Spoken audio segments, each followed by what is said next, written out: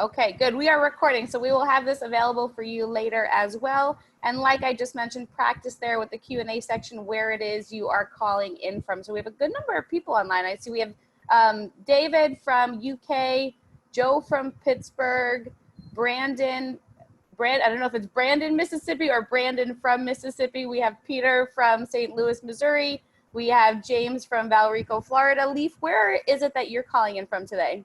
I'm in Paris. We got stuck in Paris before flight stopped. So not a bad place to be. No, it's not. And Mike, where are you calling in from today? Shepherdstown, West Virginia. Very nice. And I am here in Belize. So nice to see everybody be able to come together. I see more and more coming in. We have Brian from Archbald, Pennsylvania, Malcolm from England, Mitch from Illinois, Vance from Southern California, Jody from Key Largo, William or Bill from Las Vegas, Cornelius and Joanne from Brandon, Mississippi. Thank you for the clarification. We have Rod from Montreal. And wow, we have really good representation here. And I see more and more folks coming in. So feel free to type in where it is you are calling in from. But again, thank you everybody for joining us today. This is a really interesting topic, and we've received so many inquiries through Live and Invest Overseas about people who are looking to diversify their portfolio through timber ownership. So I thought, what better than to get Leif Simon on the phone to talk a little bit more about the opportunity and his experience with it so far. So I know someone that's a little bit more qualified to introduce Leif. I've known Leif and Kathleen for about 8 years at this point, but Mike Cobb, he's one of the co-founders of Hardwoods Unlimited. And Mike, you've known Leif and Kathy, what, 20, 25 years now? Yeah. Why don't you take the stage and do a nice introduction for Leif? Sure, absolutely. Yeah, Rachel, thanks for pulling this together. And I want to thank Leif for being with us today. Yeah, I've known Kathy Petticord for, I guess, about 25, 26 years, and Leif for about 20 now. And 20 years. And, you know, we've done a lot of things over the years together. I always like to give a full disclosure that one of my companies, ECI Development, has an ownership interest in Leif and Kathy's Los Islotes project in Panama, in full disclosure. But we've worked together for many years. We've spoken at each other's conferences. We see each other. And you know, Leif, I want to thank you for getting the good word out to folks about, opportunities like the Teak in Panama, the kinds of investment opportunities that really aren't there in the mainstream, that most folks never really hear about. And you and Kathy do a phenomenal job of getting the word out. And the other thing that I think we've seen recently, and I hope maybe you can address this a little bit as well, is the travel bans and people wanting to make an investment in Teak, but unable to get down and quote unquote kick the dirt or hug the trees or do whatever. You've been there, you've seen it, you've been to all of our projects over the years. You know that we've delivered on what we said we would deliver on, and you, in fact, you actually own Teak as well, so you understand the business and how it works. So with that, I'm really glad to have you here today. I appreciate your expertise, and again, what you're doing to bring this type of an investment opportunity to folks that might not otherwise see it. So Leif, welcome. Well, thanks, Mike. Well, to talk just directly to your question or concern about traveling and visiting an investment, one thing I talk about, this, we have a real estate conference coming up in a few weeks that I'll say it as well, but write about it all the time, is you got to balance out the cost of due diligence versus the investment. So Rachel's going to tell everybody, I think most people have already seen maybe the pricing on this, but if you're going to do one of the lower entry opportunities that Rachel's going to talk about, you don't want to spend that much or half that much going to do your due diligence and visit something in person. So you have to balance the risk of not visiting the place versus spending $3,000 for a trip to Panama if you're only going to invest, less than $10,000. So that's something. You don't want the due diligence to kill the deal because you spent too much money doing your research. All right. So I guess at this point, Rachel, I think you're going to give us a brief overview, and then Leif, I think you have some questions that you want to ask and bring forward as well. So I believe I do. All right. Yeah, fantastic. And, I don't want to spend too much time going through the nitty gritty details, because I know a lot of you online, I recognize your name. I know that you've gone through the business plans before, or at least have requested additional information. So this is going to be a really high level, quick overview of the opportunity. And if you have more specific questions, feel free to reach out to us. But we really put this together because we had seen so many inquiries coming in, so many people who are asking a lot of the same sort of questions. So we wanted to address those questions, but of course, I do want to make sure that you're up to date on the latest as well. So at the end of the day, what it really comes down to is understanding your goals, understanding what you want to accomplish from the sort of investments that you're making.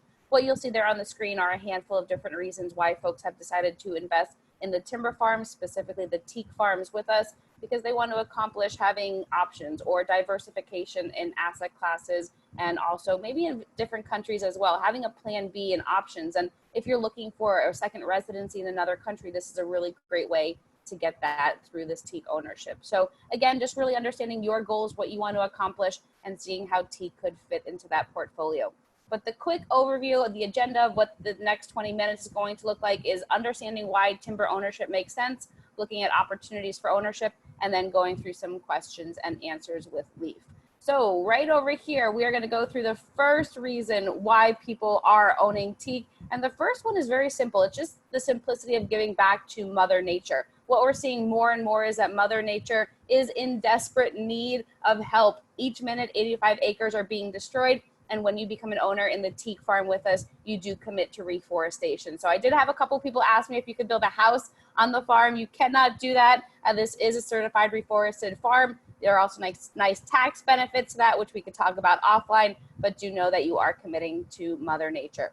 In addition to that, there's a global demand for teak and the supply is down. And regardless at what sort of investment you're looking at, it's always important to understand what that demand looks like. You don't want to be investing in something where there is no demand. As the population increases, we do see that the demand for hardwood increases with that. For fine hardwood, in this case, it would be teak.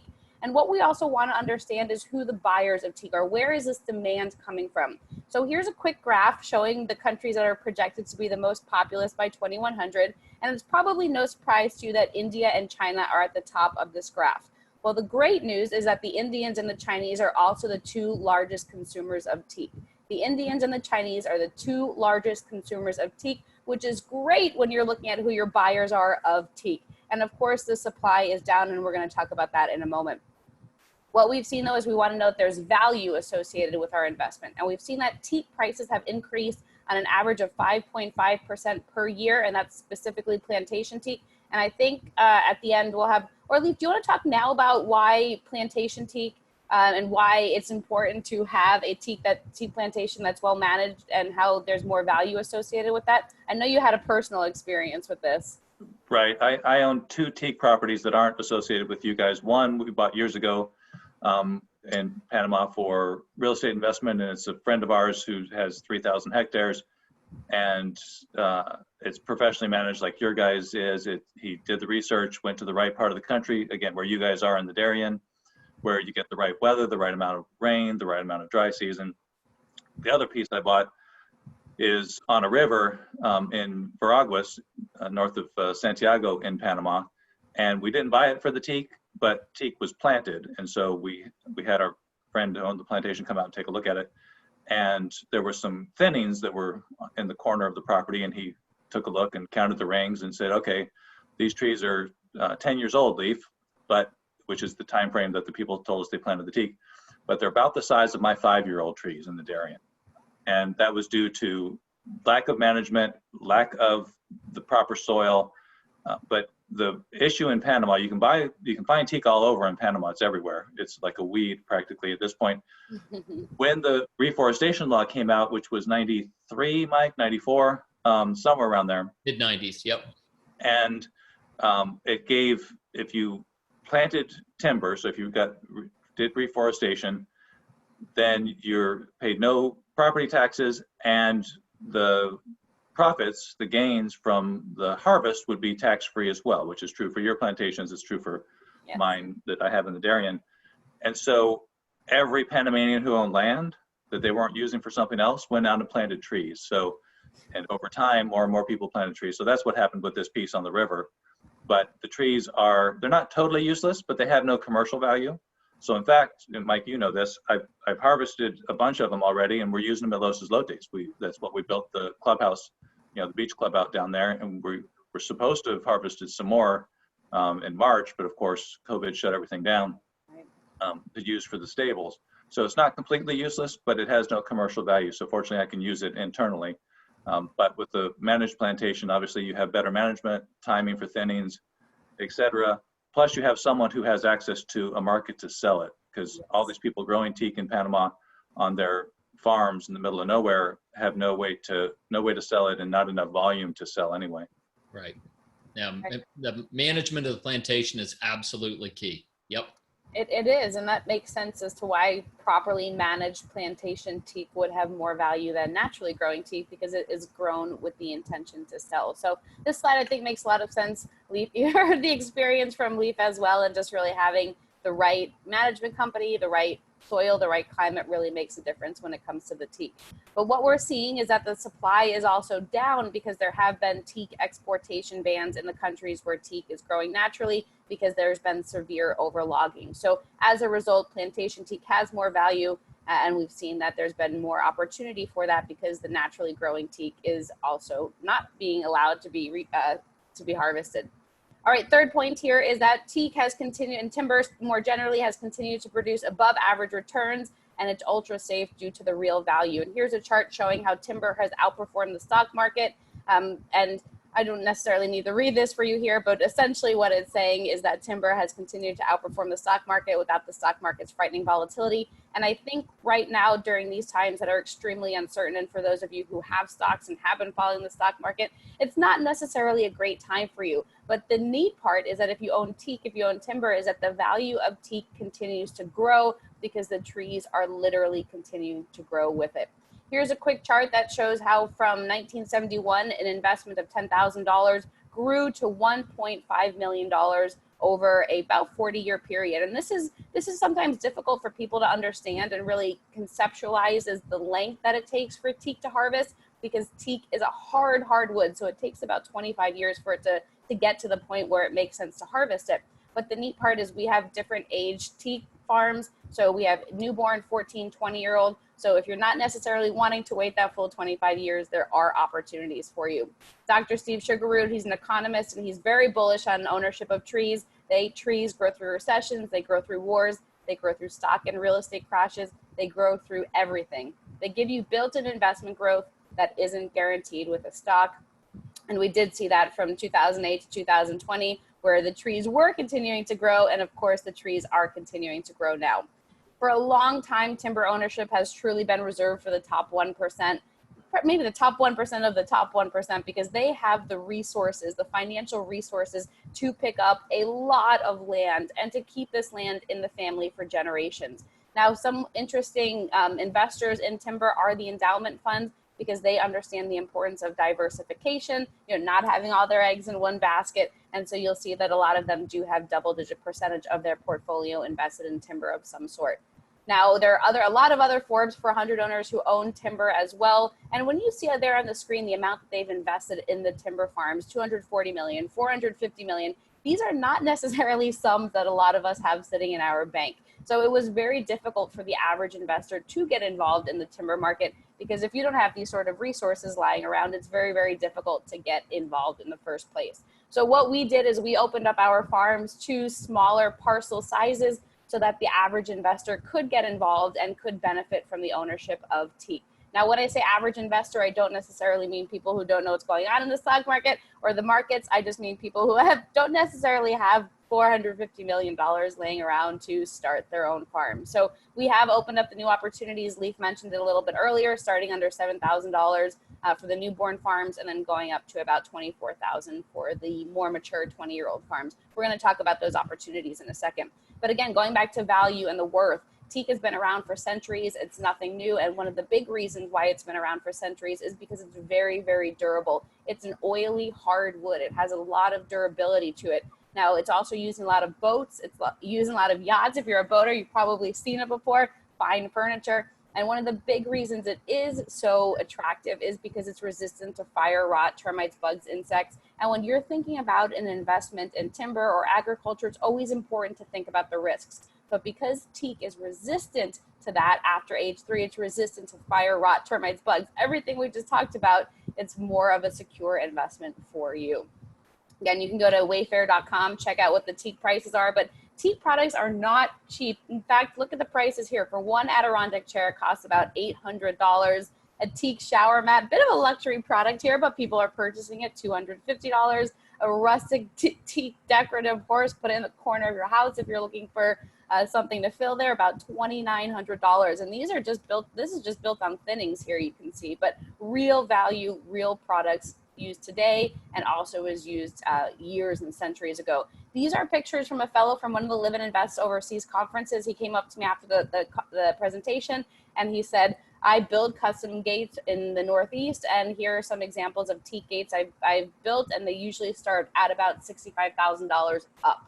So you can see real value and real products being used today. So that's just a really quick overview. We do have all of that sort of information in a Teak resource guide. Of course, you can talk to us a little bit more for more information, but wanted to give you the top 3 reasons why people are owning timber today. There are 3 opportunities for you to consider: mature teak, 5 years until harvest; teenage teak, which is 11 years until harvest; and then newborn teak, which is great for generational wealth stewardship and building, which is newborn 0 years old at this point, starting at about $7,000. We're going to go back to this in a second, but I quickly wanted to talk about how you benefit. So number 1, you own the land and the trees. You get title to the land, you own the trees. 2, is there are laddered years of profit. So if you're looking at different ways to invest and looking perhaps at a couple different farms, because there are thinnings that happen at age 12, 18, and 20, there is that big harvest at age 25. If you decide to own a couple of different parcels, then you'll have those laddered years of profit. In addition to that, there is the professional management team. We've talked about how important that is. We do have that there, turnkey, peace of mind. You don't have to worry about any of it. And then what happens? You leave a timeless legacy. So you plant, you thin, you harvest, and then you replant, and you do it for generations. And this is really what the top 1% has accomplished and has done very, very well. They understand the importance of ownership of timber and keeping it in the family, keeping it going. And Mike, I know that this was a big reason why you decided to start the timber farm over 20 years ago. Do you want to explain to us what you were thinking and what you think today about your investment? Yeah, absolutely. You know, we, in fact, right here, I'm in Shepherdstown, West Virginia. You know, I was living here at the time, and you know, it's kind of an interesting story because, you know, Kathy wrote an article in, I think it was 97, 98, about teak reforestation. And so we took a look at it. We started looking for farms. I did a lot of research. I traveled down to Panama very, very frequently, looking, you know, finding farms, interviewing property, you know, forestry management companies, and really tried to get a good handle on what the business was. And right across the street from me is the Bavarian Inn, and that's where the Rotary Club meets every Tuesday morning, and still does, you know, 20 years later. You know, and so I would go to my Rotary meetings, and people would say, Cobb, you know, because if you miss a Rotary meeting, you have to pay a fine or make it up, right? Cobb, where were you last week? Or, hey, you know, you're not going to be here next week, whatever. You know, what are you doing? And I would say, you know, I'm going to Panama. We're buying a farm. We're going to plant teak trees, and we're going to harvest them in 25 years, and we're going to make a lot of money. And then, you know, and then we're going to replant it, and it's going to be the next harvest for the kids, and then they're going to, you know, harvest it, and then they're going to replant it for the grandkids and for the great grandkids, right? This generational wealth stewardship idea. And I can remember the people at the Rotary meeting just kind of teasing me and giving me a hard time. And you got to be kidding me, 25 years, like Panama, are you out of your gourd? What are you thinking, Cobb? And, you know, the answer that I came up with is the answer that really hit home. And that was this, that, you know, my answer then was, you know what, guys, in 25 years, I'm going to either A, need the money and be really glad I did this, or B, I'm not going to need the money, and I'm going to be really glad I did this. And, you know, and now 20 years have gone by, and our trees are 20 years old. And I don't know, Rachel's got some pictures of me hugging the trees down there recently. I mean, you know, you can get your arms around them, but barely. I mean, these trees have grown. And in 5 more years, whatever, 6 more years, we're going to cut them down. And, you know, and then we're going to replant them. And I've got 2 daughters, a 15-year-old and a 19-year-old. And, you know, we're going to plant the trees, and maybe the next harvest is for their retirement, you know, and then they're going to replant the trees again. And those trees would be for my great grandkids, their children. Right. And so, you know, this generational timeless wealth stewardship is really, really powerful. And it just takes a small change of mind, right? A small change of mind to say, you know what? In 25 years, or by the way, you can buy 20-year-old teak. Rachel, we've got parcels that are 20 years old, so it's 5-6 years to harvest. We have 14-year-old teak. So if your timelines are shorter or you can't imagine, the time, right? You can own parcels that are much closer to harvest, and then the replant for the. But the change of mindset is just simply, in 25 years, I'm either going to need the money and I'm going to be really glad I did this, or I'm not going to need the money and I'm going to be really glad I did this. That was the basic philosophy. And I think the philosophy still holds true. In fact, I'm still planting teak. Rachel, at our Grand Pacifica property, we continue to plant teak every year, about 10 hectares, which is about 25 acres. So every year we're planting between 20 and 25 acres of teak every year. And I'm 55. And you know what? When I'm 85, I hope we're still planting 25 acres of teak every year. Not that I'll expect to see that harvest at 110, but maybe my great grandkids will. So yeah. Hey, there's great healthcare these days, Mike. You never know. Yeah. But you're exactly right. And thinking about it from that legacy perspective is really important, and changing that mindset, because especially if you're a real estate investor where you're used to the monthly check, or you have a vacation rental and you're used to the nightly money coming in, it's a very different perspective, but it's one that you do really need to consider as you build out that portfolio. So thank you, Mike, for that.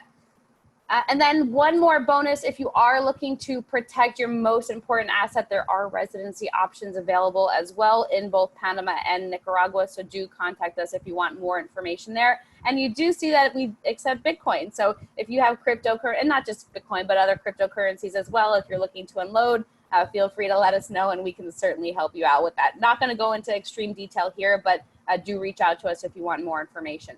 So the best time to plant a tree was 20 years ago. The second best time is now, and that is extremely true. And we have 2 resource guides for you. The first one is Precious Teak, What You Need to Know. This is a teak resource guide. It's a white paper that has more updated charts than what I showed you. It has everything that you need to know about the teak market, the history, the current market of it, and what we expect to happen in the future. And then we also have a Panama handbook. So if you want these details, feel free to let us know. You can email, it says expat down there, but you can email info@teakhardwoods.com, or make it even easier and just click reply to the email that we sent to you about this, and we'll get these over to you. These 2 free e-resources, really great content in there, and goes much deeper into the market than we talked about during this presentation.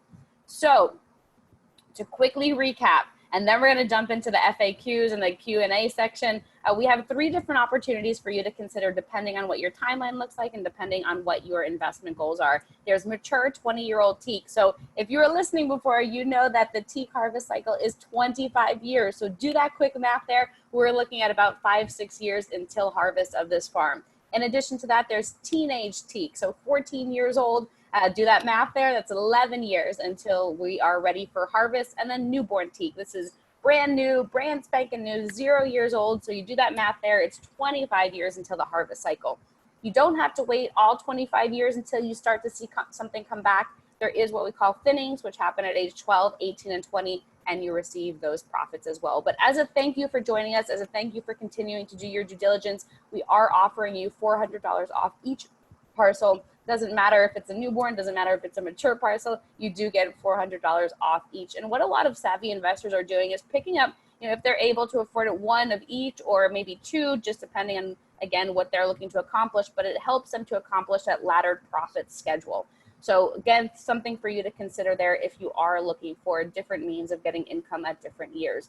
$400 off each parcel. There's the email address. Use that, info@teakhardwoods.com. We'll send you additional information. We'll give you that business plan. We'll give you residency information if that's something that's on your mind, but feel free to reach out. In addition to that, if you want the Teak resource guide, just write Precious in the email, or if you want the Panama handbook, you can write handbook, and there's the email address right down here, info@teakhardwoods.com. So what I'm going to do at this point, because I promised Lief that this would be about 30 minutes, is that we're going to go through some questions that Lief has received from many different folks. And what we did is combine about 5 or 6 different questions that we've gotten from people all over the board who wanted to learn a little bit more about the opportunity. So Lief, what we'll do is hand over to you to ask the questions, and then Mike and I will get those answered for everyone. I only have to ask them. I don't. You have to answer them as well. If you want to answer them, you're more than welcome to. Well, and I'll point out, looking at the middle ground. I know we talked about this late last year and was mentioning it to people. But the other side of and this may help answer the first question. In fact, why should someone consider Teak ownership? But Mike's talking about legacy and long-term planning. If you are looking to gift something to a child or a grandchild or a great grandchild now, you can buy them a 14-year-old Teak parcel for $15,280. I think the gift tax exemption is $15,000 at this point, and give that to someone under 10 years old, and they can use this for paying for their college when it matures, or Yes. there's other ways you can think it through. But so that gets back to the question. So why should someone consider Teak ownership? And so what's your answer, Rachel? Absolutely. And obviously the legacy one is a big part of that. And I think also for those of you who really do care about the environment, knowing that you are committing to reforestation is a critical component in this. And you are committing to replanting the trees after harvest. You can't live on the land. You can't build your house out there. We are committing to that reforestation process. And again, like I said, I know a lot of us really are concerned about that and considerate about it. So I think that's one of the big benefits there as well. And you talked about the generational wealth stewardship. Also, if you are looking for that plan B option, and I know right now, especially in the situation that we're in, a lot of us kind of feel like we're locked in somewhere, like we're stuck. But as soon as this is all lifted, if you're able to get another residency or obtain another residency, a lot of us, I think, are going to be doing that because we realize that we'll have options. There'll be more available to us in terms of our freedom. And so you are able to apply for residency through ownership of Teak. Again, we can go through those details, but I think that's a really nice benefit to it. And as we saw in the previous slides, there's just a real demand for it. There's real worth. And when you're looking at ownership of an investment, or you're looking at an investment generally, you do want to know that there is value behind the product. You want to know that there's a demand. And we do continue to see that. And we do have, again, all of that in the Precious Teak resource guide. Just message us, put Precious, Precious, if you want to get a copy of that, because it really highlights the market well. And let me jump in and also just add that, the idea of diversification in hard assets, right? I mean, so it's diversification outside of traditional stocks, bonds, even precious metals, which are another hard asset, or real estate, as you mentioned, Rachel, owning a rental property or something like that. This is another type of diversification. And then there's also the element of diversifying outside your home country. And if you don't have an asset in another country, that is also a very, very important part of diversification. But ultimately, if you look at, let's say, the middle one, I think, Lief, your example is a great one of the generational wealth stewardship. An investment of $15,000 turns into $90,000 over 11 years. That is a phenomenal investment. That's an internal rate of return of double digits, 11, 12%, something like that. And so Teak is a great investment. There are a lot of reasons why you might want to own it, right, that are outside of that. But it's also in and of itself intrinsically an incredible investment as well. Great. All right.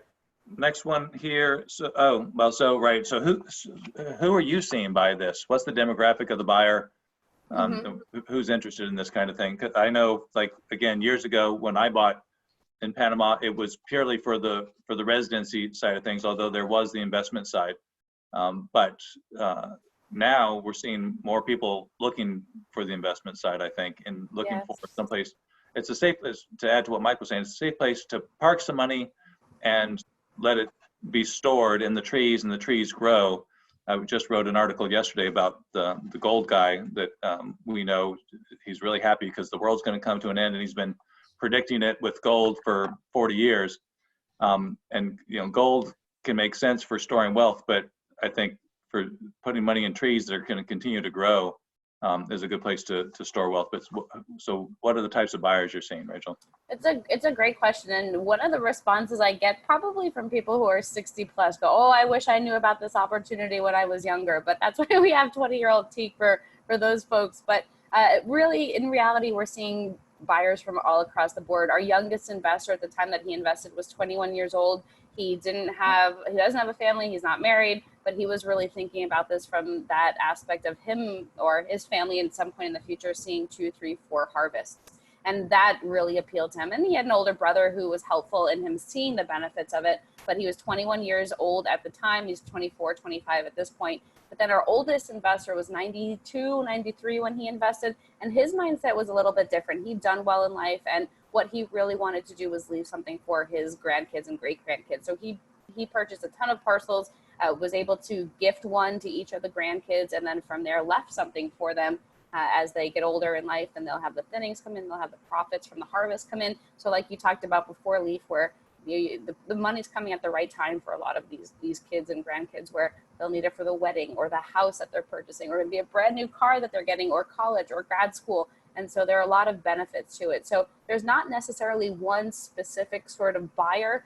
We are seeing that it ranges from the 21-year-olds up to the 93, 94-year-olds, but a lot of the time they're thinking about this generational wealth stewardship, accomplishing that is very important to a lot of people, but also the fact that you're able to get a harvest or two in is also something we do want to see, and there are opportunities for that. Yeah, and for me, it's a way of just locking up money, because it's not a stock that you can go sell and right, and buy a new car with tomorrow. You've got to wait for the trees to grow, wait for them to be sold. So it kind of forces you to be frugal with that particular asset, which is nice. And you're giving it to, a teenager for their college years, or for them to buy a house. They can't waste it until it's harvested. So at least it gives them some time to mature as well when they receive the funds, by the time they receive the funds. right. Exactly. And Lief, even if that generation wastes it, it gets replanted, and then their kids would have the opportunity to do something, prudent with it. So Right. even if a harvest is wasted, there's the next one. So Right. Yep. Great point. So how does the ownership process work here? I know you guys are segregating the individual pieces, but you get a title in the end, right? It's Yes. direct ownership. It is direct ownership. You do get title to it. Most folks are deciding to own it in their personal name or a Panama company. You are able to use your self-directed IRA if it has an LLC that is owned entirely by the self-directed IRA. There are some additional costs to that for registering that foreign company in Panama, but it is doable. So we're seeing all across the board, but most folks are doing it through their personal name or through a Panama company. But, And I've been getting this question more about Panama in particular, because we do sell a lot in Panama, about probate and how that works, and can you use a U.S. will? And in fact, so over the last year, we've looked more into this and been told by several attorneys at this point, so I believe it. If I ask one attorney in Panama, I don't quite believe it until I get the same answer from another. But a U.S. will can be registered in Panama for the probate process, so you don't necessarily have to have a Panama will, although generally it's better to have a will in the country if you have assets.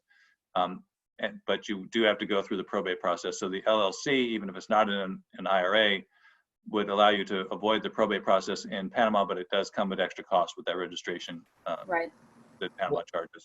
And I think a will in Panama is just a couple $100, right? Yeah. I mean, it's not very Well, it should be. Depends on the attorney you ask. I ended up getting a will down there a few years ago, and it really wasn't much. Just to know that you have your estate in a row, it really doesn't cost much to have that sort of peace of mind. So I would recommend that. It's super easy. When you go down to Panama, you can get that all set up. But yes, I think it is worth doing. But of course, it's nice, though. I didn't realize that, Lief, is that you can register your U.S. will or wherever you are. So good. Well, yeah. And even after you're dead, your heirs can register it, is what we're being told. So oh, great. It's not like that in every country, but Right. it seems like Panama does make it a bit easier in that case.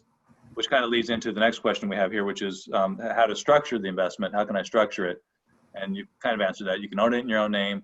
You can own it in a foreign LLC. You can own it in a Panama corporation. My one caveat about a Panama corporation is that at some point can cause some U.S. tax hiccups from a passive income perspective.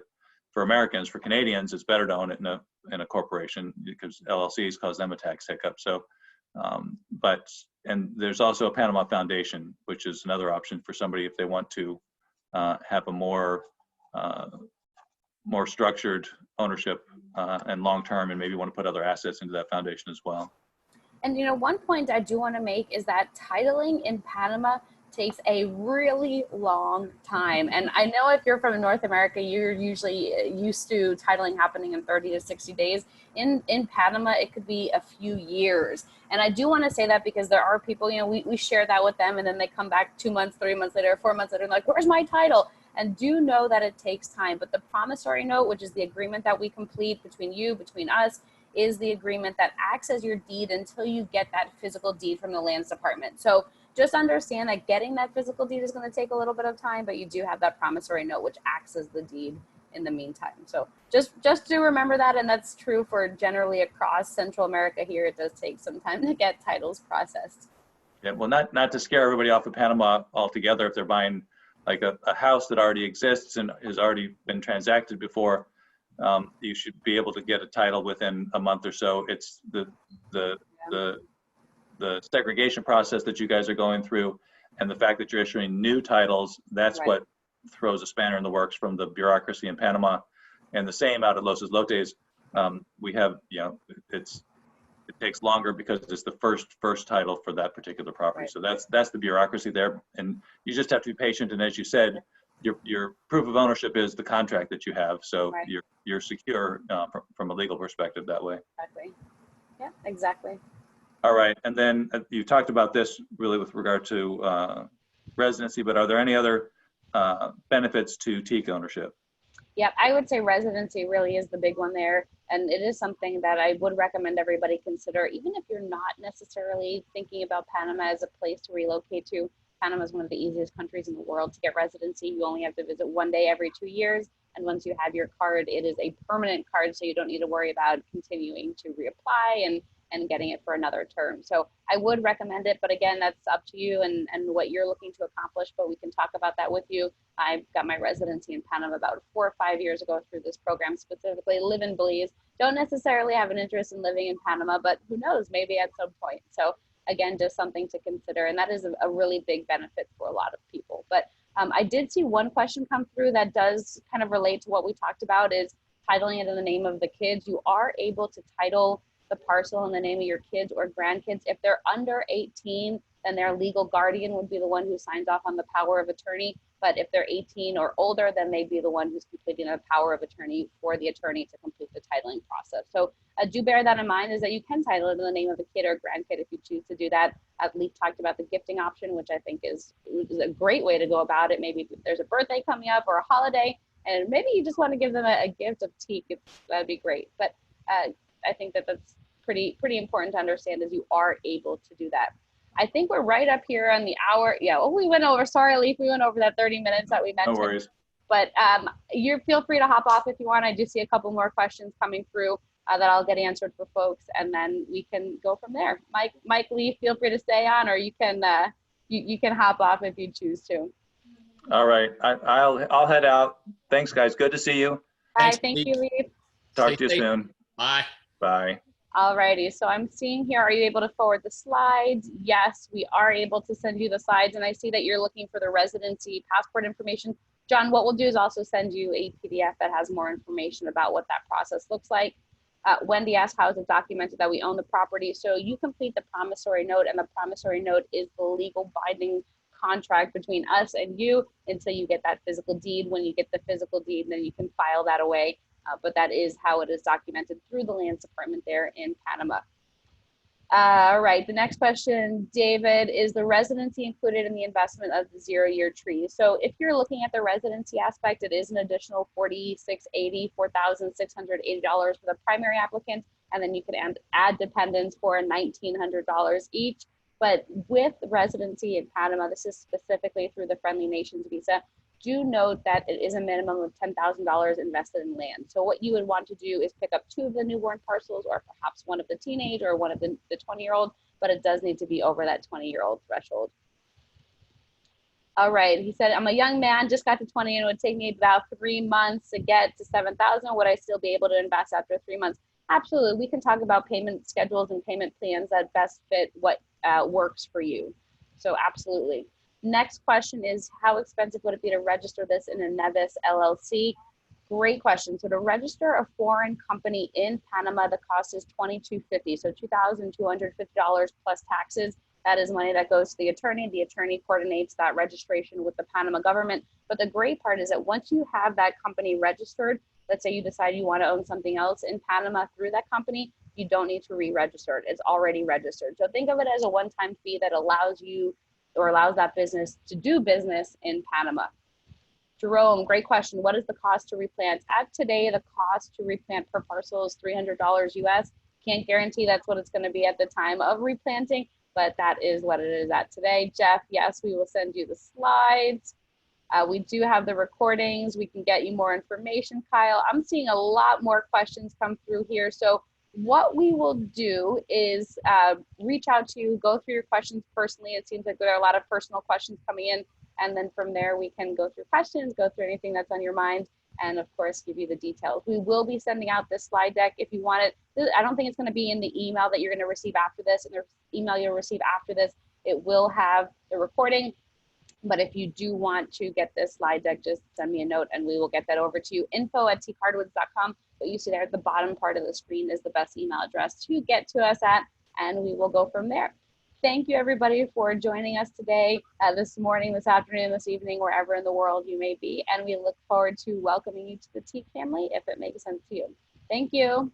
And again, thank you, Mike. And I know Lief jumped off before, but thank you to the both of you for joining us as well. Absolutely. And the only thing I would add is if this is something that is exciting to you, and obviously you've spent the time to join us with the webinar, I would encourage you to move forward. It really is something that I am so glad I did. 20 years later, I'm really glad I did this, and I think you will be too. So again, if this is something that you're looking at, please move ahead. You will be very, very glad you did this.